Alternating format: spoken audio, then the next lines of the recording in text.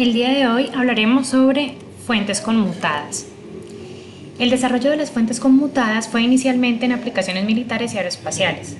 En el área aeroespacial, el propósito era reducir el peso y el consumo de las etapas electrónicas. Por este motivo, se diseñan las primeras fuentes conmutadas por la NASA. Inicialmente era considerada una tecnología costosa y desconocida, pero con el avance de la electrónica y su miniaturización se logra abrir un mercado interesante, ofreciendo una mayor estabilidad, logrando una eficiencia de hasta el 95% y un costo similar a las fuentes lineales. El funcionamiento básico consiste en lo siguiente. Se tiene inicialmente una corriente en alterna, la cual se convierte en una corriente directa a través de una tapa rectificadora, seguida por un filtro de entrada.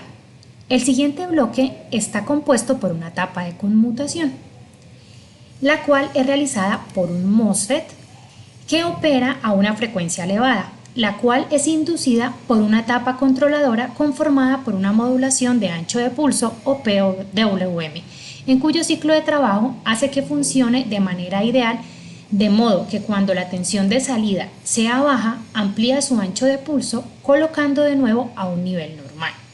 En caso de elevar el ancho de pulso, disminuye hasta el punto en el que se estabiliza de nuevo.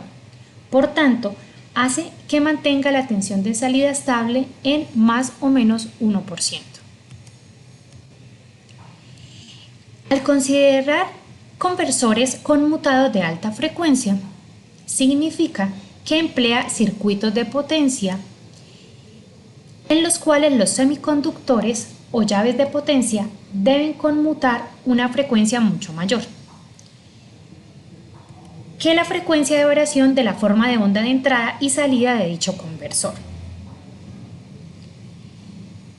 lo cual permite en su diseño emplear filtros pasabajas, con el propósito de eliminar los famosos armónicos, los cuales no son tan deseados. Es importante resaltar que la inversión de onda de entrada que se emplea no debe bloquear a los dispositivos semiconductores.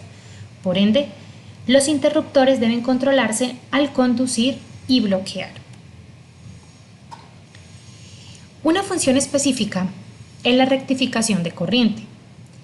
La corriente alterna tiene una característica y es que oscila de tal manera que entra en un sentido y en otro a una frecuencia determinada en ciclos por segundos.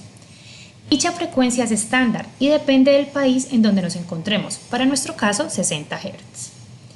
Diversos equipos electrónicos para su funcionamiento requieren el uso de corriente continua. Para ello se debe suprimir dicha oscilación de tal manera que solamente tenga un sentido.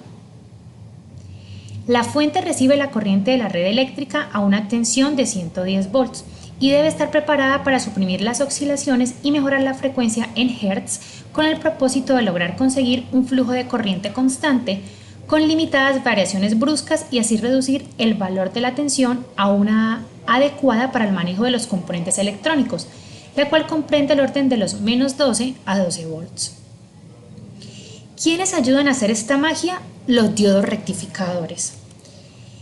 De entrada, los cuales permiten ciclos de corriente en un solo sentido, conservando picos de corriente pues en este mismo sentido y así eliminan de la curva de tensión toda la corriente que no se necesita. Por ende, ellos entregan una corriente pulsante con flujo encontrado. Los huecos que se generan son rellenados por famosos capacitores electrolíticos, quienes se encargan de almacenar energía durante los picos de tensión que reciben de los diodos durante los picos de corriente. Dicha energía se libera durante los huecos y le dan continuidad al flujo de corriente. Bueno, entonces esta sería una pequeña clase de fuentes conmutadas, su funcionamiento y hablamos de un caso específico que es la rectificación de corriente.